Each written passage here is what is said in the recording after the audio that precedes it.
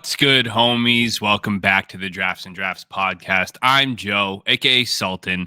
We got a solo pod again, no Dave. It's Thursday, January 23rd, and we are about 3 weeks removed from the 2024 fantasy football season. It's the heat of the playoffs. AFC, NFC championship games are upcoming, otherwise known as the Brady Bowl. Should be named after Tom Brady. I think he made like 15 of them.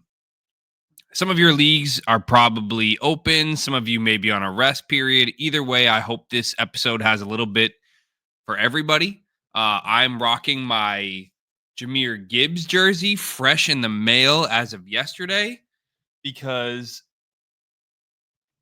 Jahmyr Gibbs is my MVP, my prince, my Pookie, as he helped me take down the 2024 PDFDL championship, finished the season as the RB1 overall, if you include week 18. But yeah, so today we are going to go through the complete 2024 season efficiency reports across all positions, excluding playoffs, and hopefully use this as a lead-in to future episodes upcoming. But before we do, let's get to a draft review. I have for you guys today the Seven Saws Brewing Company. The beer is called Women of the Woods. It's a pretty cool can. I'm not sure if I've opened this one on stream before. I've only had it once before. It's a New England IPA. It's about 6.5% alcohol. It's this dark mauve can with a black tree line and looks like almost a dark moonset in the background. Not quite a sunset, but it's light enough to see the colors of the skyline, almost like a dark bluish, purplish Northern Lights look. Super sharp can. A portion of the proceeds donated to Abby's house. That's pretty cool. Yeah, let's get a live crack. Bottoms up. Cheers. Hopefully you're drinking along with me. Oh, this is good. This is really good. Sometimes you get, I don't know what the difference is between sometimes you get an IPA and it's a lot more bitter. This is really juicy and smooth. I'm going to give this one a 4. I think it's really solid. I'm going to have to grab a few more cans next time I'm in Holden, visiting my mom.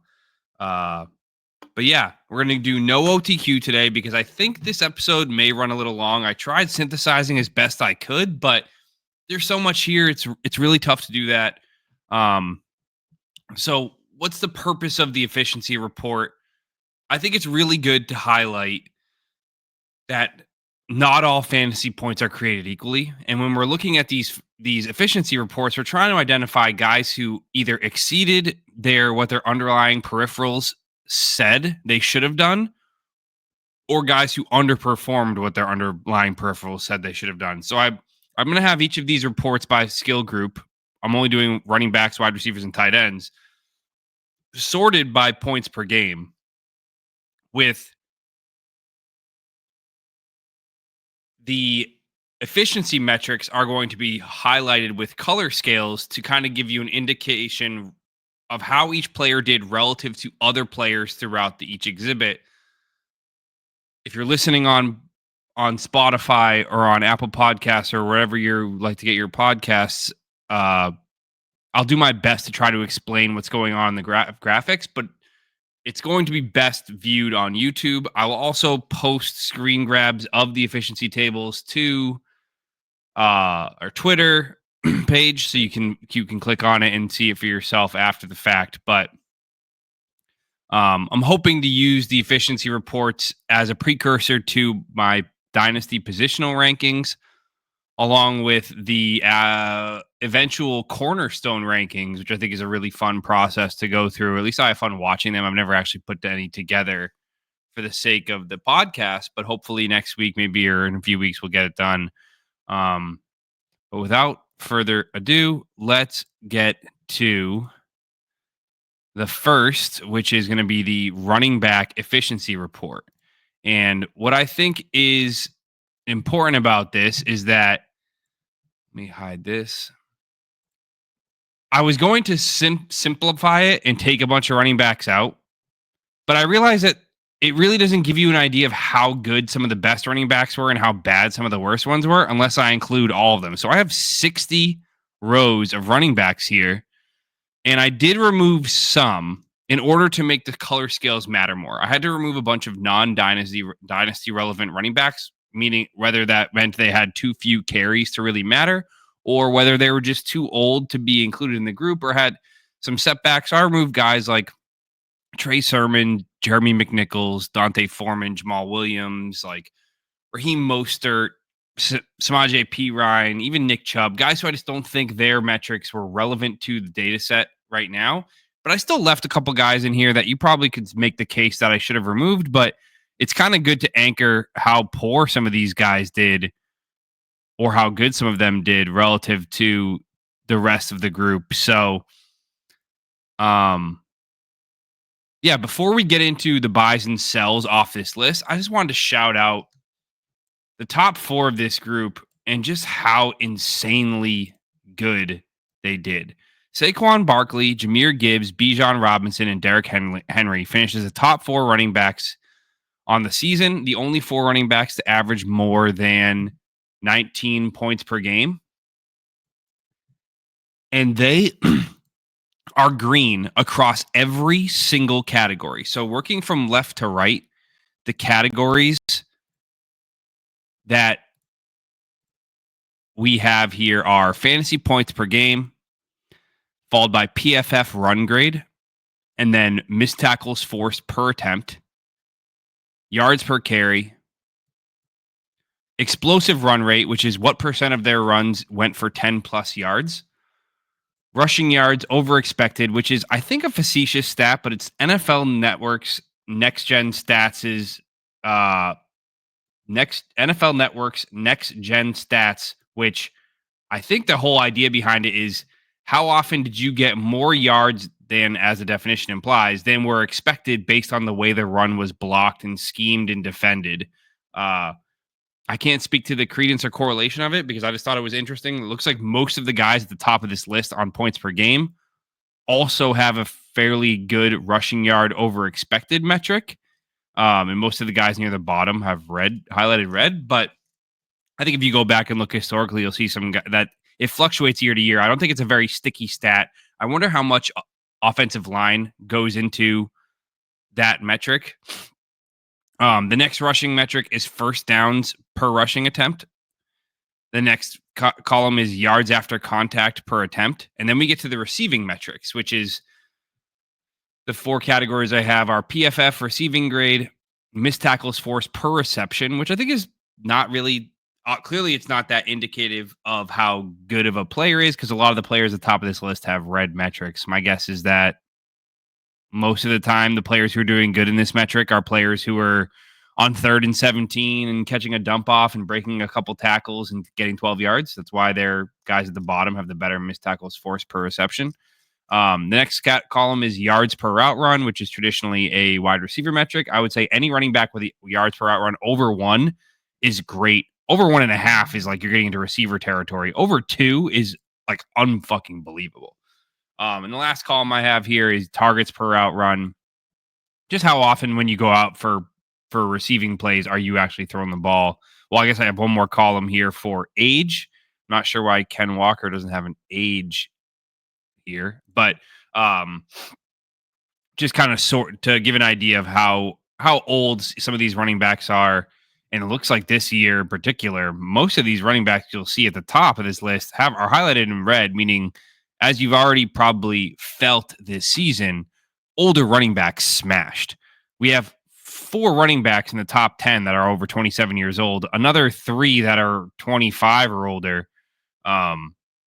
So people were telling you sell off old running backs, go get young ones. They could maybe normally be onto something, but this year they were wrong. So without further ado, I'm not going to talk about another thing to highlight is we did this back in week 11. And we already highlighted a few guys that were buys and sells. So I'm trying to highlight new guys. I do have some guys in honorable mentions that are the same as last time, but I'm going to highlight guys that I want to talk about for the first time. And the first one on my list is Josh Jacobs. This season, he averaged 17.2 points per game, which is sixth, good for sixth on the list. He had a 90.6 PFF run grade, which was one of only, it looks like one of only 6 running backs that had a 90 plus PFF rushing grade, which is incredible. 22.3% missed. I mean, he's green across the board. 22.3% missed tackles forced per attempt. 4.4 yards per carry is middle of the pack. 11% explosive run rate, middle of the pack. 0.73 rushing yards over expected, which is highlighted green. 86.2 PFF receiving grade, looks like the third or fourth best grade on the list, with a 1.36 yards per route run is great. I think he's sneakily good at everything. He's only going to be 27 next year. And as we talked about earlier, most of the guys on this list, more than half the guys on this list are over the age of 27. And the team, I don't think the Packers are going to invest in running back again next year because they drafted Marshawn Lloyd in the, correct me if I'm wrong, the third round this past year. So I can't imagine them investing yet again in another backup. It's one thing if you have one good running back to spend a day 2 pick on another running back, a la what the Jags did with Tank Bigsby, what the Seahawks did with Zach Charbonnet, what the Dolphins did with Jalen Wright. I mean, granted, they traded a day 2 pick to draft him, but still, when you only have one bona fide running back, it's not uncommon for teams to spend a day 2 pick on another one. Very uncommon for a team to spend a day 2 pick on a third running back. So I imagine he's safe, he's secure, he's proven he can be a workhorse. He's probably the cheapest running back on this list, too, because he's going to be 27. He'd be somebody that if I was looking at pivoting to my contending window and I was wary at all about my picks and I could possibly convert late firsts into Jacobs, I think I would. I think he seems like a guy that you're going to be able to get cheaper uh than some of the other guys that are near the top of this list. Certainly cheaper than, Barkley, Gibbs, Bijan, probably cheaper than Jonathan Taylor and I don't know, Kyron Williams and Ken Walker, Cook, Achan. So I think he's a good investment. The next one here I want to talk about is a little further down this list. So I'm going to scroll down to Jordan Mason. So he only averaged 9.8 points per game, and that's a little misleading because while he was the starter, I think he was averaging closer to 16 to 18 points per game in the absence of Christian McCaffrey and Elijah Mitchell. And I think if you look at his efficiency metrics, he's green across the board or light green across the board. He doesn't do anything spectacularly, but I think he earned himself the chance at either a dusty starting job like what Zach Moss did coming into the season with the Bengals, or the chance to compete for a job with a established, maybe sexier player, or the chance to go be the backup yet again, but for a team that has an older running back, like maybe, the Baltimore Ravens, and be the primary backup to Derrick Henry, because I don't think if Henry got hurt, I don't think the Ravens are going to be too thrilled to roll out Rasheen Ali and Keaton Mitchell or Justice Hill. And I think you could see Jordan Mason end up there. And that's a situation where I'd be interested in buying him. Or maybe he goes to a team like Cincinnati or Denver where he has a chance to compete for the starting job, or at least split time in a good running back by committee offense on a playoff bound team. I mean, he doesn't do anything exceptionally good. He's got a 1.4 rushing yard over expected, which is the best I see on the list right here. Not quite as good as guys like Saquon and Henry, but pretty close to and it looks like third best on the list. 15% explosive run rate is absurd. Yeah, he doesn't have the receiving chops that you might want out of a bell cow, but I think he's the type of guy who kick the tire. And I think now is the time, because of the uncertainty around running backs, maybe you could get him for a pair of thirds. I don't know if that's possible. I don't even know if leagues are, if your league's not open, doesn't matter, but he's somebody I would be considering right now. 76.1 PFF grade is in the middle of the pack, 24% missed tackles forced per attempt. I think we've talked about this in the past. 20% plus is really good. 25% plus is like unheard of good. 39% for Ken Walker. That looks wrong. I'm starting to wonder if some of my metrics are off. He has 0 rushing yards over expected too. That seems also wrong. Anyways, Let's move down. Speaking of running backs by committee, the next guy I have on the list here is Jaleel McLaughlin. Uh, he's near the bottom of the list. He only averaged 5.5 fantasy points per game this past year, but he was in a constant running back rotation with four running backs. It was Javonte Williams, Jaleel McLaughlin, Audric Estime, and Tyler Bidet for parts of the season, to the point where he never really got enough volume to really showcase what he can do. But in his limited touches, he had a very strong 24.8% missed tackles forced per attempt, 14% explosive run rate. I think anything over like 7% is good. 10% is probably like, I mean, 10% is probably good. 15% is ridiculous. He's fantastic. 22% first downs per attempt looks like middle of the pack. 4.4 yards per carry, middle of the pack. I know he's a small, sleight of frame guy. I'm pretty sure he had really good receiving metrics last year. They don't look good here today. He's in the red or in the pink on all these categories, but the type of guy that, again, if you could kick a single third for him when someone's excited on draft day, assuming he doesn't get railroaded by the NFL draft and the Broncos draft somebody, or again, like we just mentioned, if Jordan Mason type ends up on the Broncos, if he goes into your rookie drafts as the guy, or one of him and Estime and the Broncos don't do anything else, he's somebody I'm really excited for. I might even spend a late second on him. The last one I have on here is Kendre Miller. He was a day 2 pick on the 2023 draft. He has very, very strong rushing efficiency stats. Granted, he only played in a few games this year, but he has an 80 PFF grade, a 33.3 missed tackles forced per attempt, and a 15% plus explosive run rate. He looks like he's doing the part in the limited sample size, not to mention he's behind an older running back in Alvin Kamara, and Dennis Allen's gone. And if you guys don't recall, Dennis Allen fucking hated Kendre Miller. He put him on IR because he was mad at him one day and basically screwed this guy out of 4 game checks. Or actually, I'm sure he still got paid, but screwed this guy over basically because he was mad. And I think that Kendre Miller, under a new coaching staff, a new opportunity, is somebody I'm willing to roll the dice on, and it shouldn't cost you more than a third or maybe 2/3. I mean, I imagine whoever drafted him probably spent an early second on him in Superflex, maybe even a late first in one quarterback. So maybe a third or two is rich. I don't think I would give up on him that easily. I think I'm too proud to let go of most guys I draft for 2 full rounds lower than what I drafted him at. So, okay, a late second for Kendre Miller, that's where it's probably the most fair offer. But I mean, look at across the board here. He seems to have hit almost every single metric as green or better, except for, again, the receiving stats. But I think that stuff can improve. He's only 23 years old. He's the type of guy I would be trying to make an investment in. And then the honorable mention buys I have here are Zach Charbonnet, green across the board. We've already talked about him. He's probably the best handcuff in football and is primed to be potentially the lead back 2 years from now. Sean Tucker, we've also talked about, but look at his metrics across the board. Also, all green receiving metrics, mostly all green rushing metrics. The only thing he doesn't have green is his missed tackles forced per attempt. Everything else is either green or light green. Also, only 23 years old. My favorite running back of the 23 class, besides your big, Bijan and Gibbs.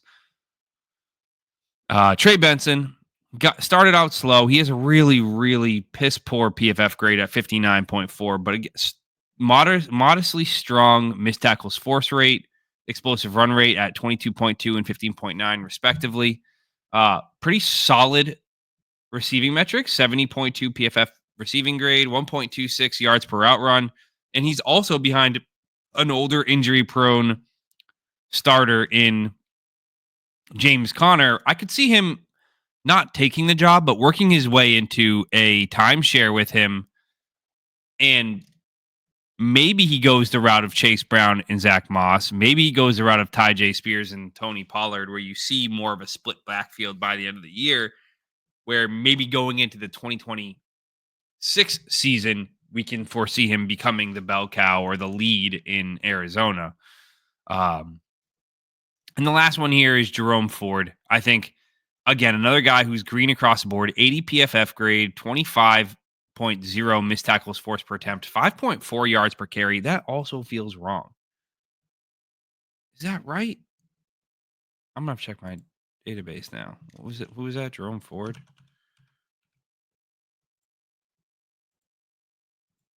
I don't even have him on the Jerome Ford. Sorry to do this live, but I'm just worried about the integrity of the data now.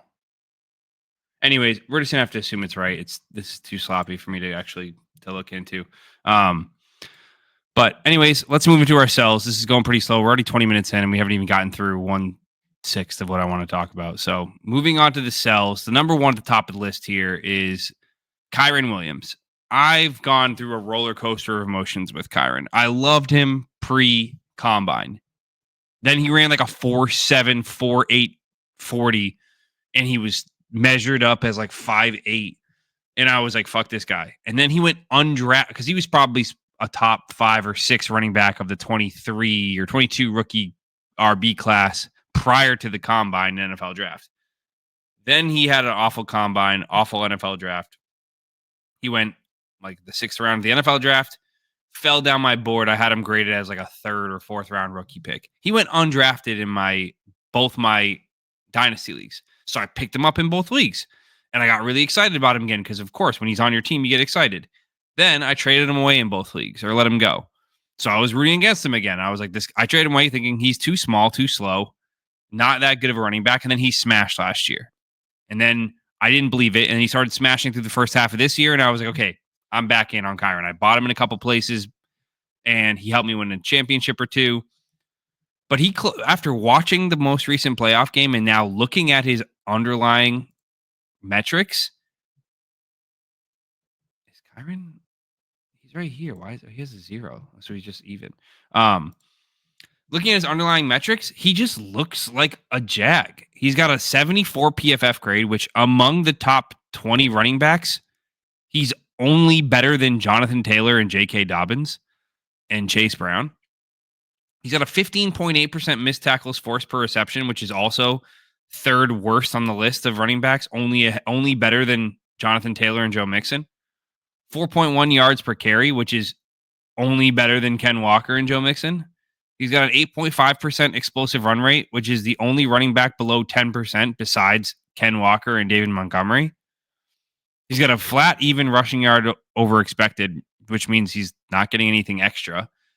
26.6% first downs per attempt is good, but maybe he could mean he's being brought in those situations. And all of his receiving metrics are red or pink. And it's just like, what is he doing? Is he starting to turn into the running back we thought he was? He'd be somebody I would be hard selling at this point. Next is DeAndre Swift. A multitude of reasons. If you look across the board, all of his efficiency metrics are pink or red. 65 PFF grade, only averaged 12.5 points per game. He had a 15 missed tackles forced per attempt, 15%, which is solid, but it's not great. You want to be around that 20% range at minimum. I guess 15% would be the minimum, but 3.8 yards per carry is awful. 7.1% explosive run rate is awful. Negative 0.69 rushing yards over expected is awful. He's got 17% first downs per attempt is awful. All of his receiving metrics are bad, except he's got a 1.09 yards per route run. Already 26 years old. The Lions brought in Ben Johnson, the Bears brought in Ben Johnson, who coached DeAndre Swift 2 years ago in Detroit, and they shipped him off for a 4th round pick. Ben Johnson gave twice as many carries to Jamal Williams as DeAndre Swift when they were there together. If he's not sold by the NFL draft, I have a feeling the Bears are going to draft someone. So if you can get out from DeAndre Swift now, you should do so. Next, the last one I have on my sells list is Brian Robinson. And for much of the same reasons as DeAndre Swift, he's just not efficient. I think 3 yards in a cloud of dust can only get you so far. I think what I suspect is going to happen is the Commanders are going to fall short, and they're going to realize they can't just depend solely on Jaden Daniels to do everything. He can't be the passer, the rusher, the thinker, the schemer, everything that he's done so far. and they're going to need to get a real running game to alleviate some of the pressure on him. And I think you're going to see them tackle that and address that in the draft this year on it with a day 2 pick. And he'd be somebody, 11.7 points per game is not going to cut it. He's just somebody I think I would get rid of. Yeah, he's got some decent receiving metrics with a 74 PFF grade, but a sub 1 yards per route run. It's not like he's doing anything great. But yeah, my honorable mention cells are Jonathan Taylor, who I've talked about previously. He's just among the elite of elite running backs at the top here, 17 points per game. He's the only running back above 15 points per game or above 16 points per game who's got any pink metrics at all, basically, with a 64 PFF grade and a 12% missed tackles forced per attempt. And he's middle of the pack, 10% explosive run rate. He's just, I don't even know how he's getting there. Touchdowns. And then pairing him with Anthony Richardson does not make me excited for the prospect of him becoming a receiving back. 36.9 PFF receiving grade is embarrassing. I think Dave has a better receiving grade than that. Next one, and I don't think anyone's going to like to hear it. The next two are Chase Brown and Chuba Hubbard. I think they're two guys who we looked at as the saviors of our seasons.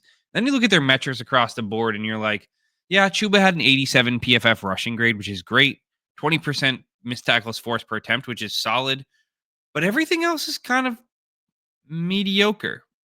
4.8 yards per carry is okay. 10% explosive run rate is okay.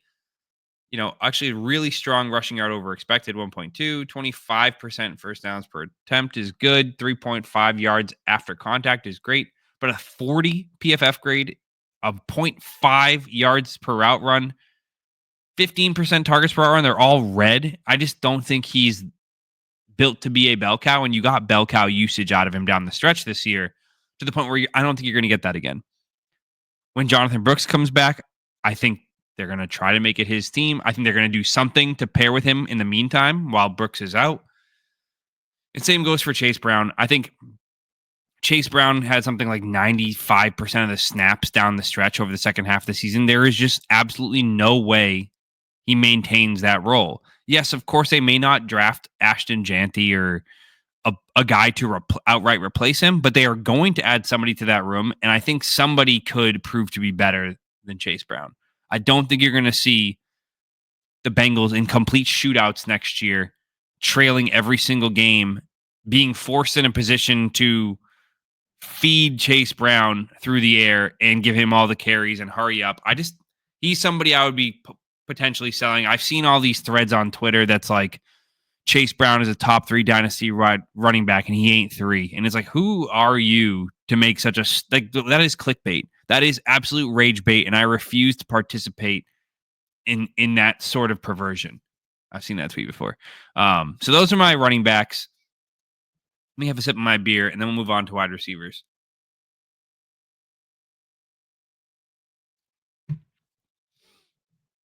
So let's I'm going to close out of the running back report. Now let's get to our wide receiver table, everyone's favorite efficiency table.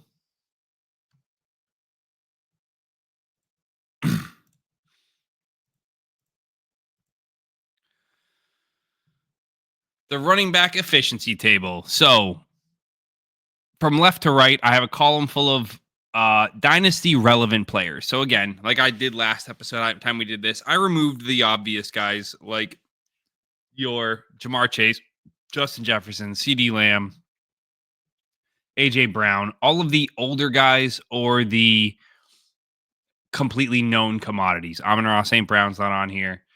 And what I did was I left the rest of these players sorted by points per game.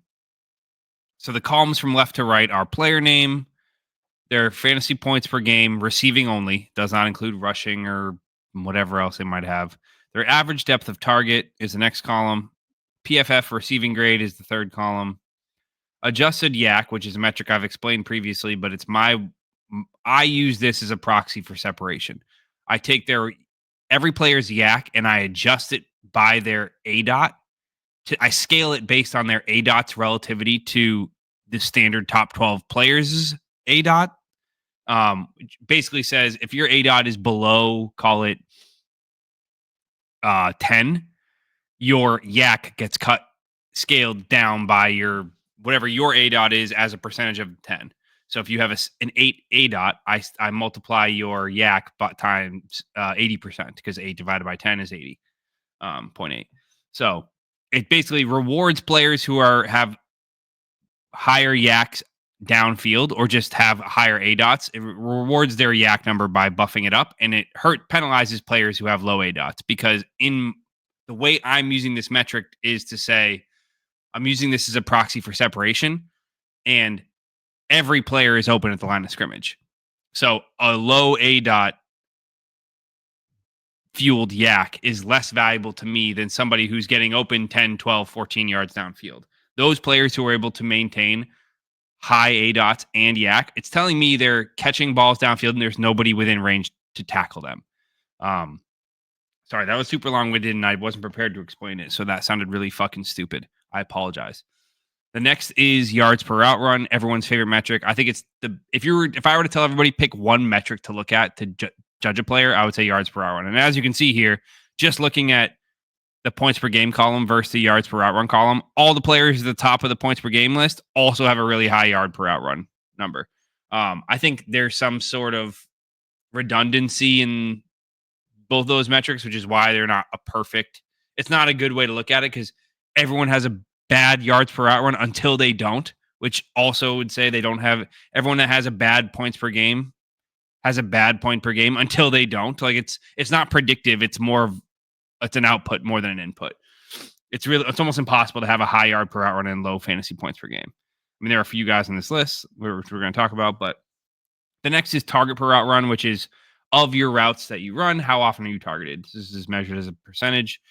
The next column is market share of your team's pass attempts. How much of those pass attempts are you commanding in the form of targets, which is an imperfect system. The way I do it is I just pull in every team's pass attempts, which I forgot to fucking update the pass attempts. So this column is just completely moot point because it's only their pass attempts through 11 weeks. Sorry about that.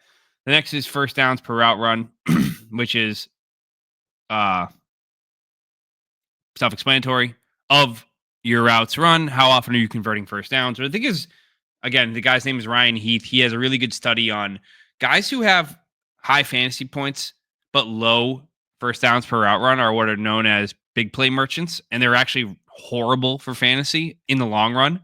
Those are like your Gabe Davis types, your George Pickens types, usually like guys who make big plays but aren't making frequent plays. They are not go-to guys. They are guys who are, yes, of course, exploiting their opportunities, but they're not somebody who I think you can look at and say that's a fantasy superstar. Like if you look at this list just at a glance, like Jaden Reed, Rashad Bateman, Xavier Worthy, Demario Douglas, Roma Dunze, Keon Coleman.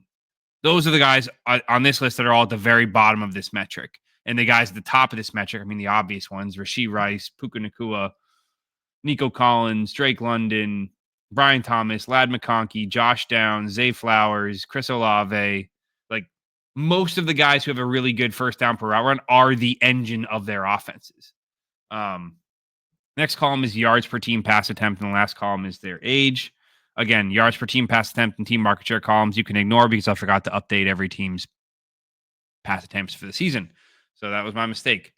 Anyways, I highlighted some guys on the left here who I want to talk about, but let's get right into it. The first sell on my list I have, and this is a soft sell, is Jackson Smith and Jigba. So if you look at the players among the top 20, let's call it guys who are above, I don't know, let's say 12 points per game. He's one of only 5 players who have a yard per route run under 2, along with Garrett Wilson, Jerry Jeudy, Jordan Addison, and Marvin Harrison. He's got one of the only players on this list that has an A dot under 10.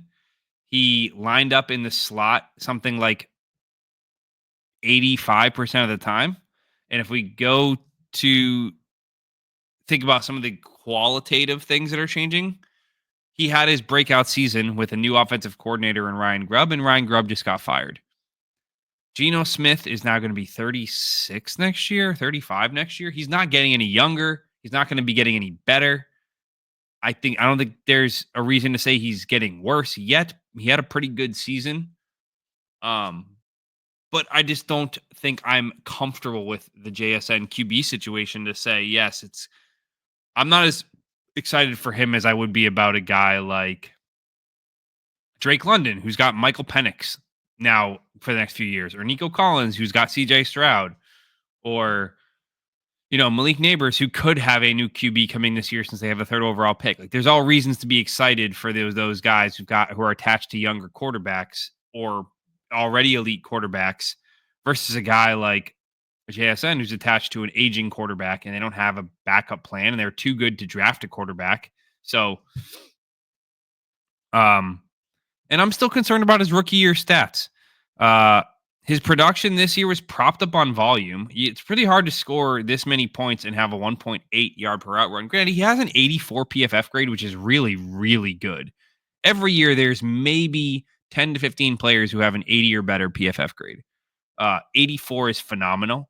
A 21.3 target per route run is also really, really strong. And a 9% target per first down per route run tells me he's approaching go-to guy territory on an offense that had 3 receiving weapons this year in the form of Tyler Lockett and DK Metcalf. I'm not out on him. I just think I'm wary. And if we're going to go to JSN's player comps, I pulled together other players who in their sophomore season put up similar yard per route run as JSN in that 1.7 to 1.9 range, who also lined up out wide less than 40% of the time. That was the metric I chose. And his player comps are Stephon Diggs, Sterling Shepard, Hunter Renfrow, Jerry Jeudy, Jamison Crowder, and Khalil Shakir.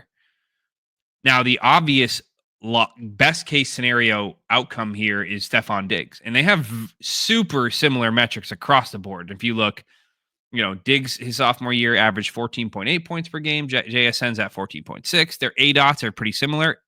Diggs 8.7, JSN 9.2 yards. Their adjusted yaks are both under 4.5. Diggs 3.2, JSN 4.4. Their yards per route run are under 1.9. Diggs is 1.91. Diggs is 1.91. JSN's 1.81. Both under 10% first downs per route run. I think your goal is to see JSN develop the way that Stephon Diggs did. And your fear is that he ends up developing the way Jerry Jeudy did. If you look at Jerry Jeudy's metrics that are also very similar, a near identical yards per route run at his sophomore year at 1.85, near identical target per route run at 21.3%, actually identical, exactly identical. Very, very similar wide rates. Judy's at 23%, JSN's at 15%.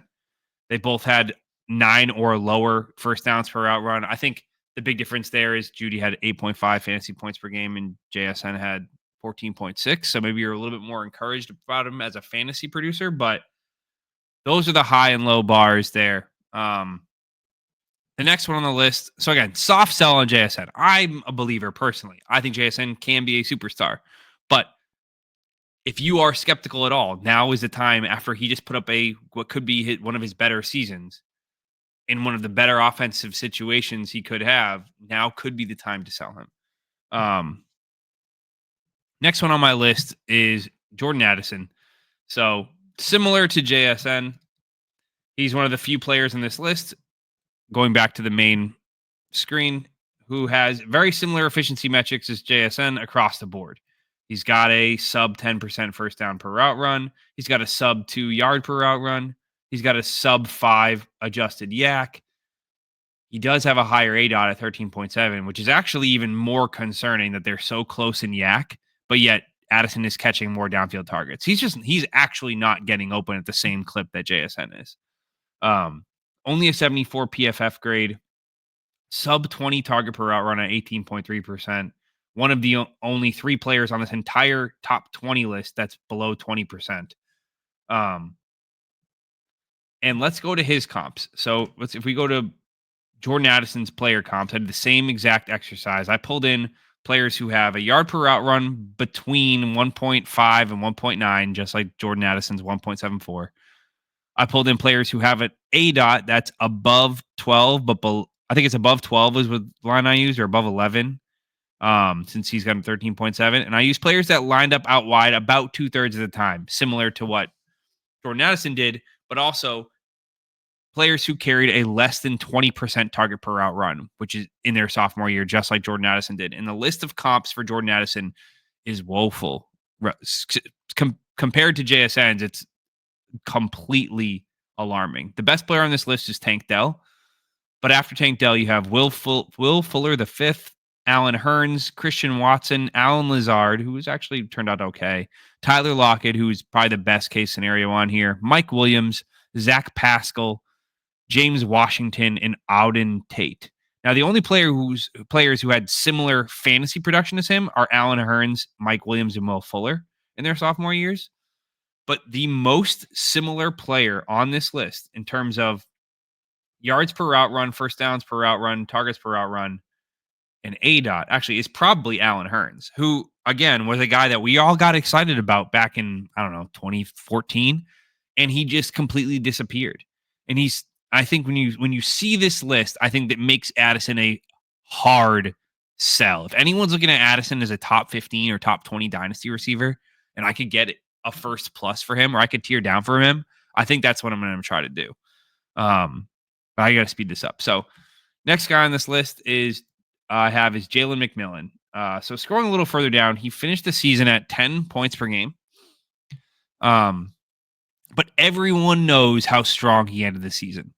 And I think what I would be trying to do is sell the hype around his second half.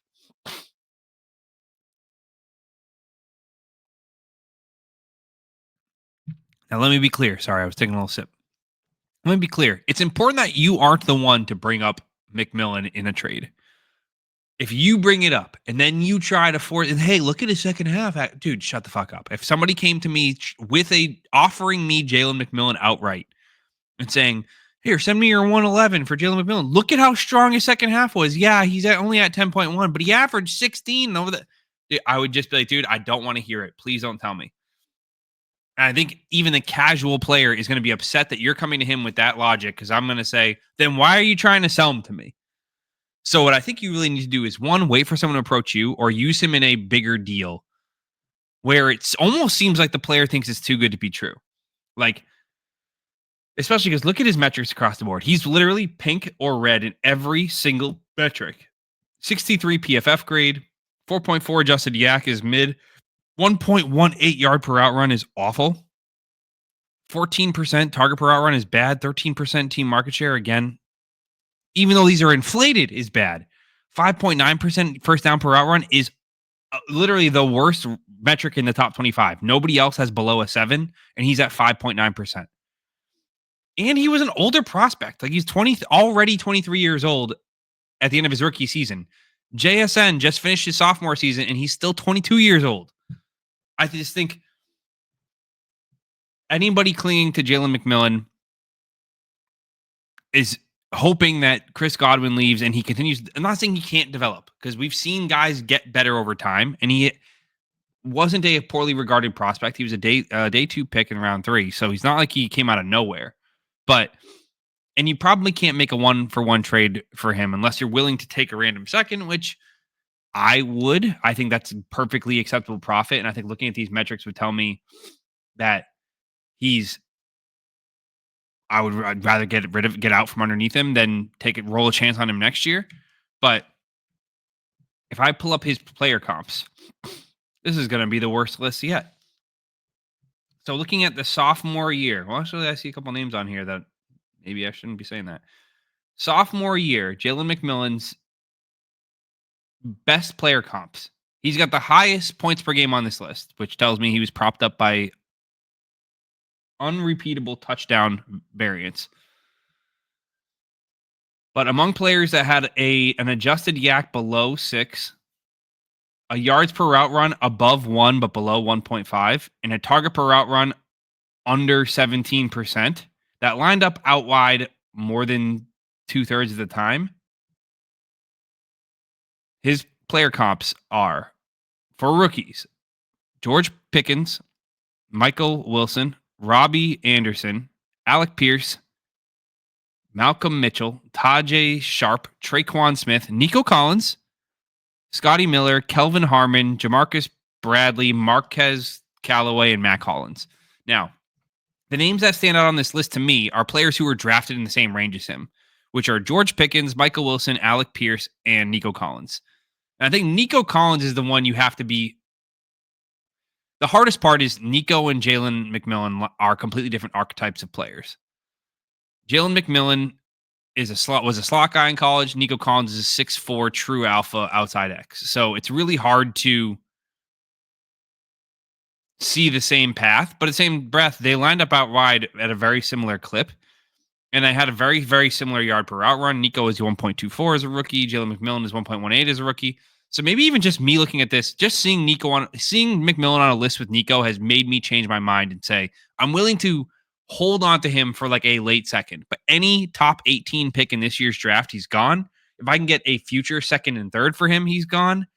But the big thing I would want to be doing is if I'm going to be the one making the offer, I would make what seems like a fair offer for a guy and throw McMillan in as the enticing piece. Like if you think Zay Flowers is worth the 107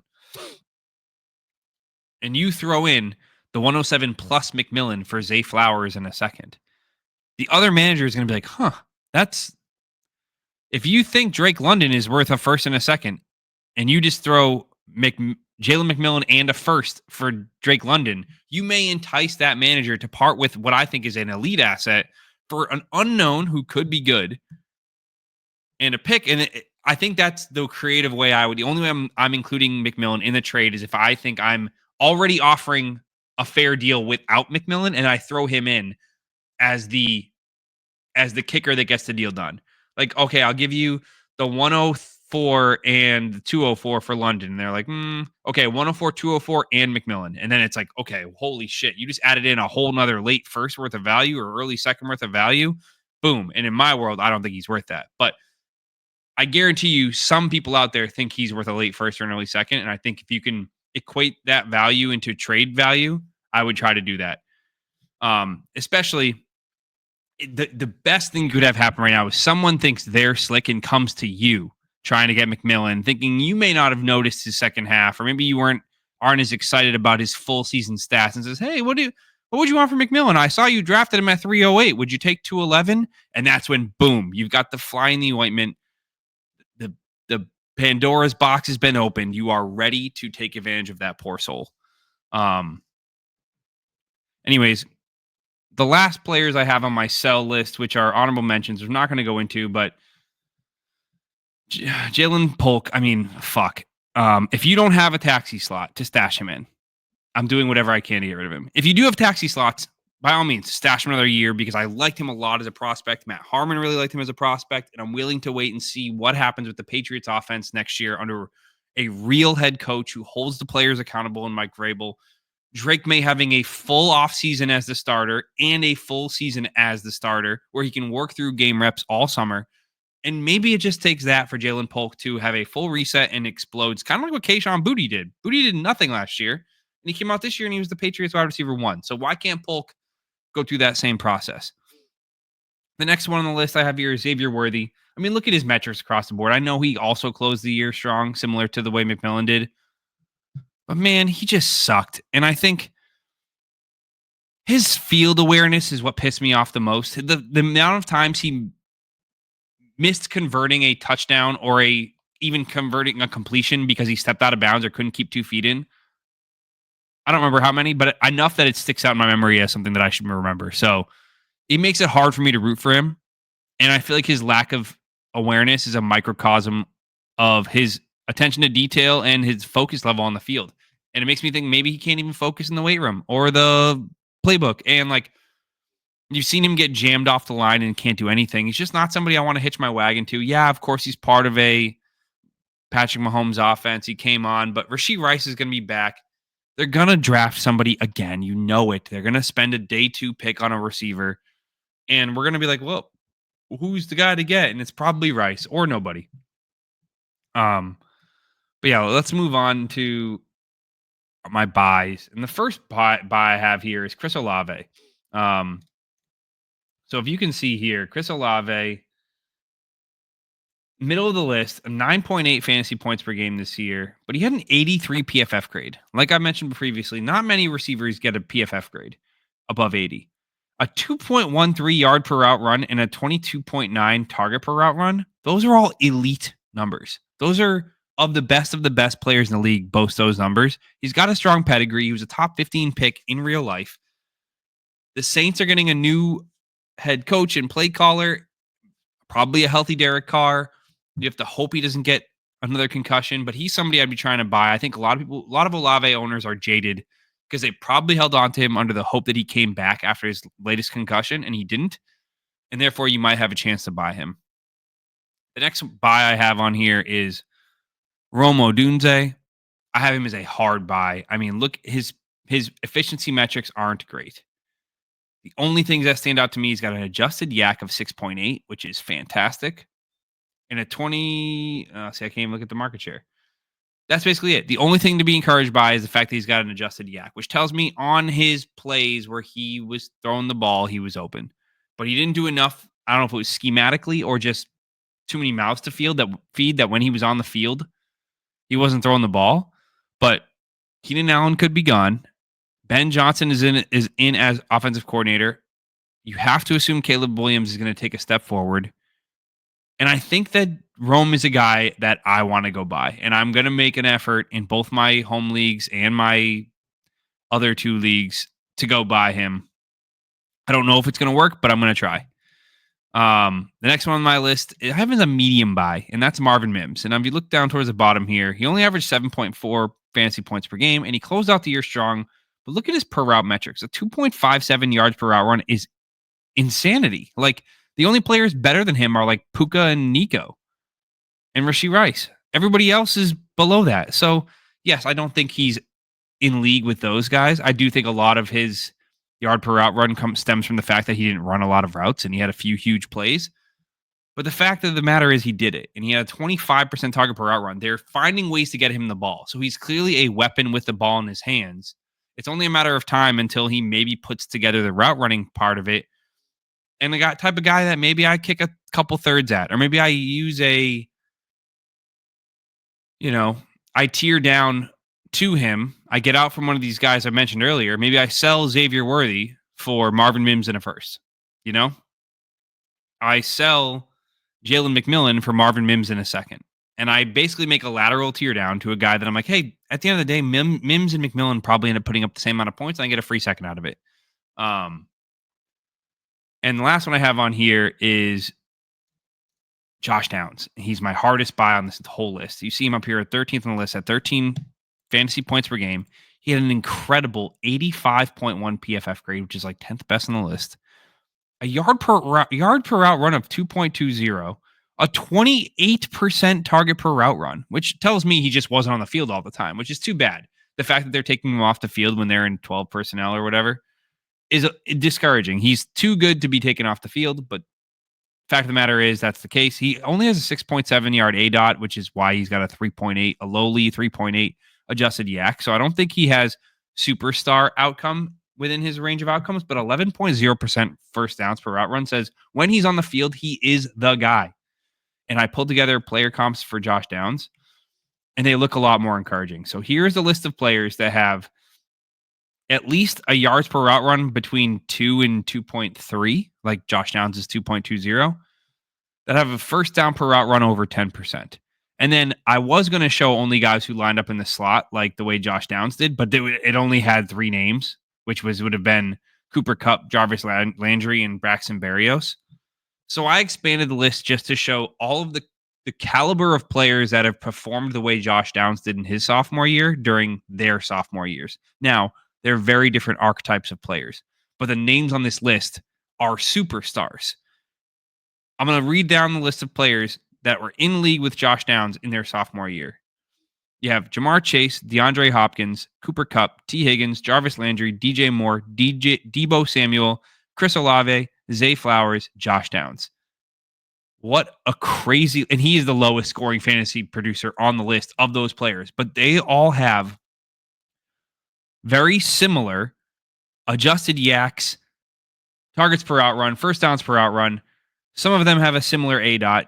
Jarvis Landry, Jamar Chase, and Cooper Kupp have the most similar ADOT to him. And I just think we're looking at Downs has a Cooper Kupp level outcome. I don't think he has the same skill set as Chase and D Hop, different archetype players, T. Higgins, but he's very similar to Zay Flowers, very similar to Chris Olave.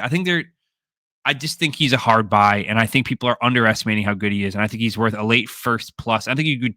The big thing is if you could tier down to Downs, that's the play I'm making. If I could take who everyone's excited about, Lad McConkey, and tier down to Downs plus a first, I am smashing that. If I could take, I don't know. I just think he's a smash. I can't think of any trades in 5, but okay, we're 55 minutes in. Let's get to the last portion, which is tight ends, which is only one more exhibit. So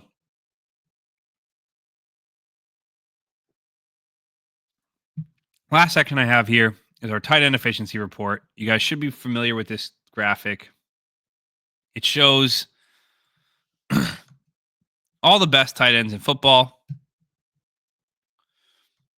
Let me fix it. All right, this is zoomed in perfect. So again, from left to right, the categories are I have the player names on the left.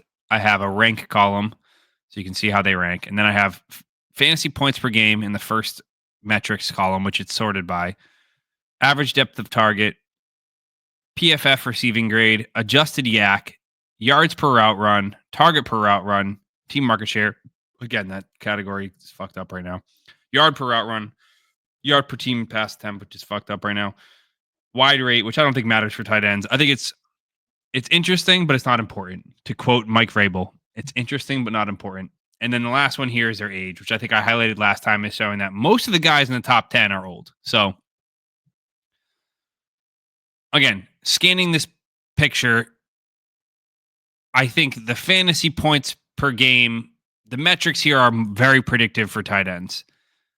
Specifically, yards per route run, targets per route run, and PFF passing grade seem to be very, very, very predictive towards fantasy points per game, as all of the players that are green in those categories are also the leaders in fantasy points per game. That being said, let's get to my buys. My hardest buy on the list, and it pains me to say, is Isaiah Likely. Looking at, what I try to do when I look at the metric like this is look and see who are the players at the bottom that have a lot of green and who are the players at the top that have a lot of red. Because that'll tell me basically who are players, again, like I said, underperformed or overperformed their expected.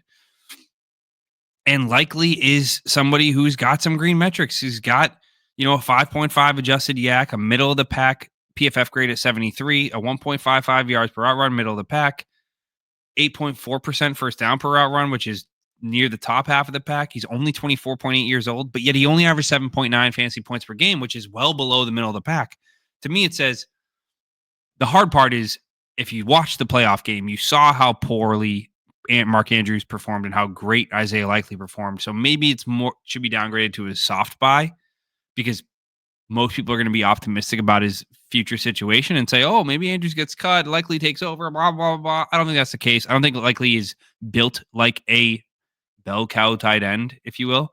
But I think his underlying metrics approach the likes of Mark Andrews, Sam Laporta, Dallas Goedert, all those guys in the top 10, but yet his points per game is behind them to the point where if I could tier down from in a non-tight end premium, if I could tier down from one of those sexier tight ends that everybody wants, like Laporta, like David Njoku, like Cade Otton, and get Isaiah Likely plus, tier down from Tucker Kraft for Isaiah Likely plus, do that in a heartbeat because they're probably going to score very similarly and probably going to be so inconsistent, all of them, that you never want to start them anyways.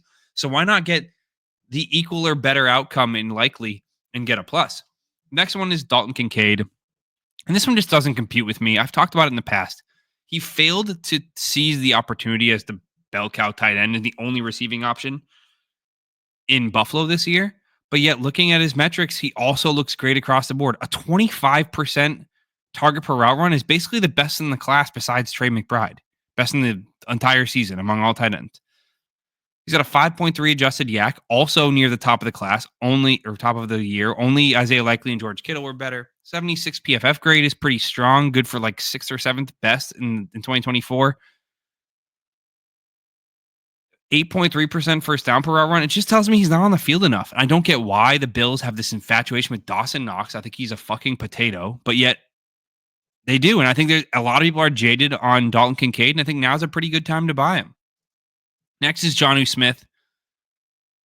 I think people are kind of avoiding him because he is on the older side and kind of broke out of nowhere. But look at his metrics: 84 PFF grade, 1.95 yards per route run, 24% target per route run, 12% first down per route run. The guy was an absolute animal. He basically put up the same season as George Kittle from an efficiency standpoint, just scored less touchdowns. You could see Tyreek Hill leave next year, and I think everybody benefits on that offense if Tyreek Hill's gone from a volume perspective. Yes, of course, the offense will probably struggle without Tyreek Hill, so everyone's touchdown upside will come down. But Jonnu's someone you probably get even cheaper than all these guys. You probably get Jonnu easily for a second, even in premium. The last guy I have on this list, a softer buy, is Chig Okonkwo. He kind of came on late this season. He came on late 2 years ago, too, his rookie year, and everyone thought he was going to be a darling with all his per route metrics. And all I can say is, I think just in a small sample size, he looks the part. The Titans have the 101 this year. There's a chance they upgrade at quarterback, and maybe he's a beneficiary. So he's a small target of mine. Moving on to the sells. We've already talked about some of these guys, so I'm not going to talk about it too much. The only one I have on here that I want to talk about is K-Dot, and I don't know if I've already talked about him before, but he's my hard sell. He averaged 10 points per game, but most of that production came during a 4-game span where Chris Godwin and Mike Evans were out, and Jalen McMillan had not yet hit the ground running. But on a per route basis, he's basically a bottom 3 tight end. His 62 PFF receiving grade is only better than Jake Ferguson and Cole Kmet. It's worse than Kyle Pitts' 64. His 1.30 yards per route run is also only better than Jake Ferguson and Cole Kmet among the solid producers.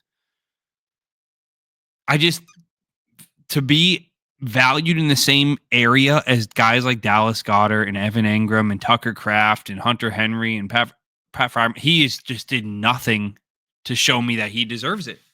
Of course, he scored some points. Great. I mean, you can't take that away from him, but he certainly doesn't lead me to believe he's going to score them in the future. And the other soft sell, again, is David Njoku. I've already mentioned it. I'm not going to talk about it again. He's the only player in the top 6 of this list that is basically right across the board besides target per route run. He's got a 65 PFF grade, a 2.2 adjusted yak, a 1.3 yards per route run, 6.1 first downs per route run, a 0.99 yards per team pass attempt. Like, this is just all dismal and awful. He's also already 28 years old. Again, he can be fine, but he's certainly not someone I am paying for. Definitely not taking as an add-in to a trade or tearing down to. And if I have him, I'm trying to make a lateral deal for guys like the aforementioned Dallas Goedert, Evan Engram, Hunter Henry, for same tier caliber guys who scored less with pluses.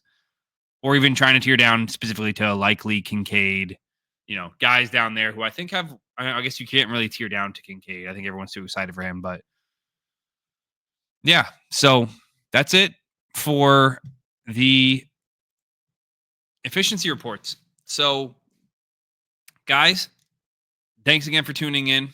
Before you go, I wanted to announce that we finally launched our official Discord channel known as the Draft House, spelled Haus, similar to draft beers, German Hofbrauhaus. You get it. It's brand new as of today. The link to it will be available in the description of the show, and it'll also be available at all of our social links in our link trees on Twitter, on Instagram. You also might be able to just search it out on Discord, just searching for the Draft House, Haus, and find us and join. But keep in mind, it's still a work in progress. It's our first attempt at making a channel and trying to build a community. You're probably asking, what's the point? Why have a Discord or for the podcast? And I guess the idea first and foremost is trying to give a place for those who've been listening to follow along, a place to connect with me and Dave, and maybe just connect with others who are equally as degenerate or as obsessed with fantasy football as we are. Place to shit talk us if you want to. Maybe ask some questions. Maybe find a new league. I think it'll be a safe place for newer and more casual dynasty players to pop in, find some who are like-minded and eager to share ideas and maybe edge out their home leagues. Maybe share some draft reviews. But yeah, I'm looking forward to seeing some people join, maybe connecting some of my different friend groups together and some of Dave's friend groups and, chatting with you guys. But yeah, as always, peace out and I'll see you on the next one.